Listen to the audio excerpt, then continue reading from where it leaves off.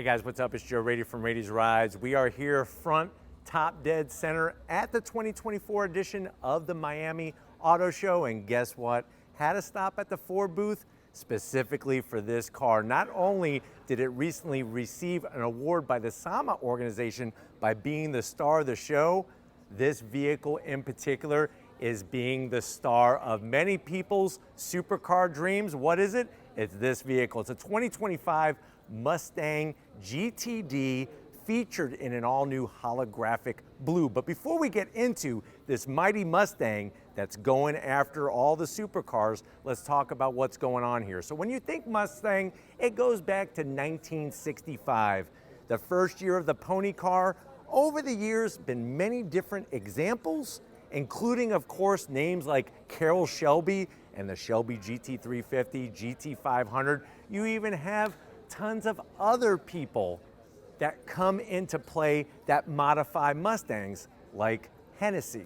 But this is a program that was built within Ford Motor Company. It was a skunk works operation of just a few designers and engineers, and of course, Jim Farley, that wanted to take the Mustang platform to now unseen heights. So when you look at this car, you can't just simply call it a Mustang. This is really a revolution, not an evolution of this mighty performance car. But what I want to find out is, at the end of the day, is this a supercar killer and a supercar itself compared to, say, a Lamborghini Huracan STO? Let's go ahead, let's dive into this GTD and find out. Right off the bat, from Detroit, the frame is made and then it is actually sent north to Canada. That's where you're gonna find the home of Multimatic Motorsports. They take the Mustang frame and they turn it into this. So you'll notice the addition of extra width of the vehicle. Every single body part that you see is carbon fiber. This isn't something where they just put a carbon fiber splitter and a carbon fiber rear wing and called it a day. That's not even scratching the surface. When you look at that extra flared fender, not only is it there for aerodynamic efficiency and creating downforce, but you gotta know that at every corner, we have wider wheels and tires that have ever been seen on a Mustang before. That's what's unique about the GTD, just starting off. Now, as I drop down, you'll notice that holographic blue really has a nice pearlescent pop to it, and I can't wait to see this in natural daylight, especially at Miami Beach, to see all that sparkle taking place. Full LED lighting with your tri-bar lighting up top. Everything is bespoke to this car. So this whole front end, aerodynamically shaped in a wind tunnel.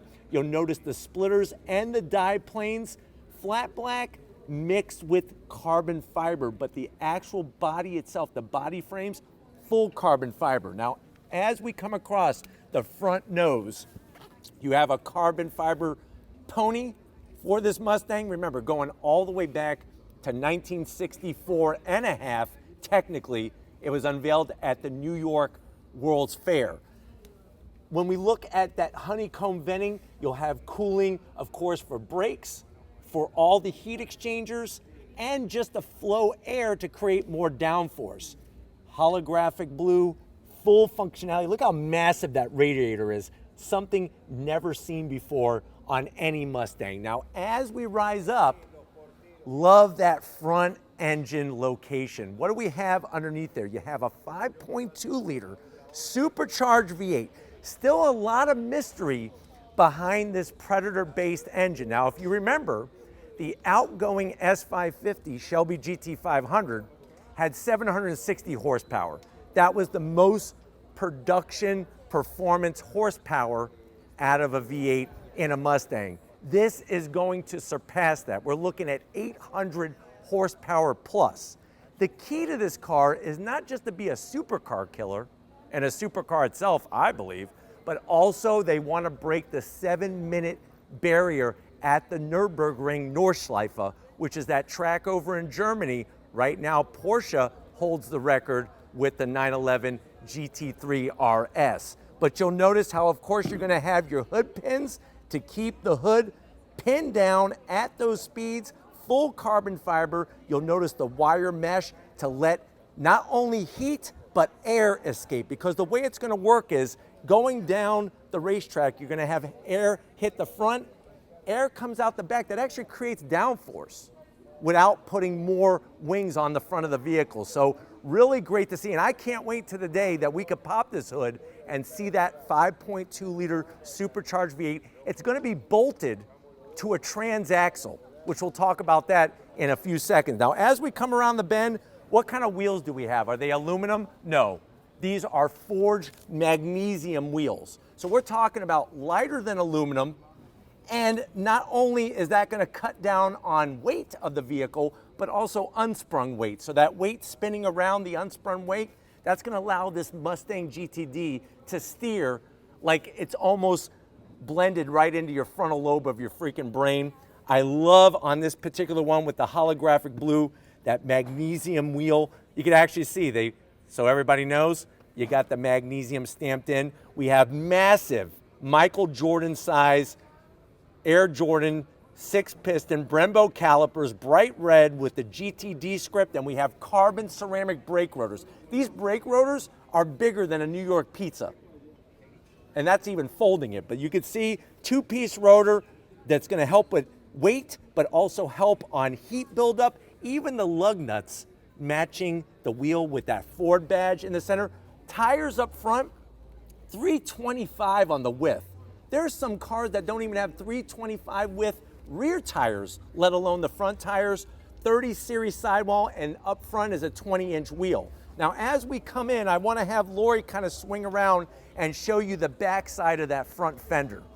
Everything is sculpted to allow air to travel through it. What that's gonna do is, it's gonna keep this car pinned to the road, because what can happen is that air can get trapped underneath the fender and create lift. We don't want lift. Lift is not your friend. Downforce is your friend, but that's all carbon fiber, bespoke to this vehicle. Working our way down, you'll notice the carbon fiber roof. What's nice about having a carbon fiber roof, the roof is your highest point. So the great news is that that's gonna cut weight and lower your center of gravity. What's fascinating about this Mustang GTD is this is not their race car. This is a production street car. They're actually doing things with this car that they can't do to their Mustang GTD race cars.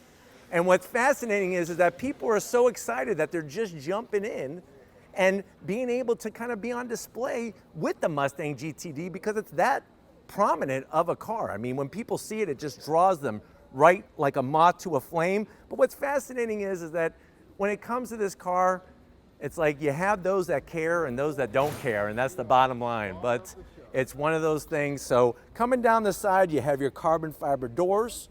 Love to have that great style, that carbon fiber side skirt extension. And then of course, we have this massive air intake on the rear. Now, I don't know if Lori can show off.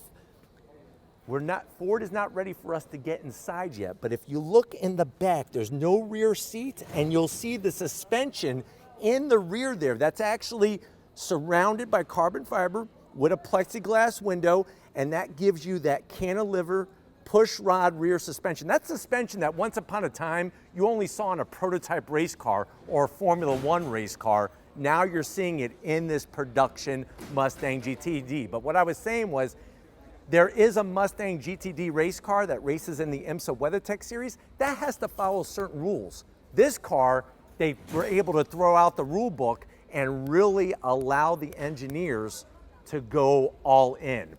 It has a Magnessium suspension that's going to calculate every nanosecond. At speed, this car will actually drop 1.6 inches just to give it a lower center of gravity. Now, the reason why this is here is because this is the first Mustang ever to have a transaxle. What does that mean? That means for the first time, the transmission is not bolted to the back of the engine. The transmission is located at the rear. So coming towards the rear of the car, you're gonna have that 8-speed DCT, dual clutch transmission. It is a Tremec. If you remember on the GT500, that was a 7-speed DCT. And what that's gonna do is it's gonna allow really optimum weight balance, because that's really been the Achilles heel of a front engine car, especially one with a big old supercharged V8, is you have a lot of weight up front. We gotta figure out a way, Ford's gotta figure out a way to get weight out back. You have a carbon fiber drive shaft to help save weight, help save that rotating mass. And then as we come to the rear, really the cherry on top of this Mustang GTD, before we get to that, definitely want to show the rear tires. So tires are important, not just the amount of rubber that you have, but the type of rubber. Those are those Pilot Sport Cup 2R sticky tires, 20-inch wheels out back. And then if you're wondering, well, Joe, what is the width of the rear? You're looking at 355s. That's like a steamroller that's going to give you ultimate grip on the track, on your favorite twisty road. And that's the thing, is this is a production vehicle. This is not a race car, even though there is a Mustang GTD race car. Actually just got its first podium in the IMSA WeatherTech Series last weekend. It finished second at VIR, Virginia International Raceway. Now the cherry on top of this Mustang Sunday is this massive rear wing. You look at it and you say, why does it have to be so big? The reason why is because we need downforce. We need to stay planted to the road. It has a reverse swan neck attachment. By taking the attachment and turning it this direction, it actually cuts down on drag. And then this rear wing section, this portion here, is actually adjustable. It's called the drag reduction system. So when you're on a straightaway, say you're on the high banks of Daytona, you don't need a lot of downforce. So that's gonna actually level out at the rear of the vehicle, all done electronically. And this is something that they can't run on the race car, but yet your production Mustang GT can have it. You'll notice how it's got the Mustang name with that flat black along the back portion. And then of course this full rear trunk lid is full carbon fiber. It doesn't actually have a trunk. There's no usable storage under here. There's fans, there's all sorts of coolant lines and all sorts of heat exchangers, because you do have these two vents on the back of the trunk to help bring air for that transaxle and all the cooling. And then out back, the GTD badge with the carbon fiber. There's your cooling fans with the heat exchanger in the rear of the vehicle. And then working our way down to ground level, look at this massive rear diffuser. You got your different stakes set up there, full titanium exhaust, a Kropovich exhaust, full titanium from the headers all the way back to these exhaust tips. You have an electronic limited slip diff. And like I said, they're expecting performance over 200 miles an hour. Now, Lori's gonna kind of show off the vents that are in the back of the trunk lid, like I said, to help scoop air.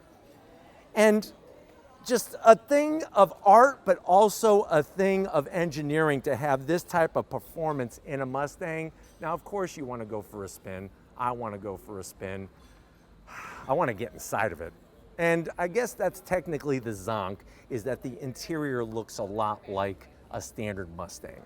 Now, it does have a lot more carbon fiber. You do have special Recaros seats, but it does have the large screens. Remember that 13.7-inch screen and that other 12-inch screen. But really, just crazy to be here with this car, especially in holographic blue. And what's interesting is that this week, they are letting the first batch of applicants find out if they are going to be able to get an allocation. Because remember, you have to apply to be able to purchase one of these. Starting price, $325,000. And then of course, it goes up from there depending on the options. But let me know what you think. Is this a true supercar? Is this something that you rather go with over a Lamborghini Huracan STO? Let me know down in that comment section. But if you're new to the channel, you're on your way out, hit that subscribe button. I promise you it's worthwhile. Come back for more. If you are a subscriber, thank you for being part of the Raised Rights family. Gotta get up to Lori. I mean, she's working this crowd like the champ that she is. Thank you, Lori, for your hard work. And just like always, guys, I'll see you on the next ride.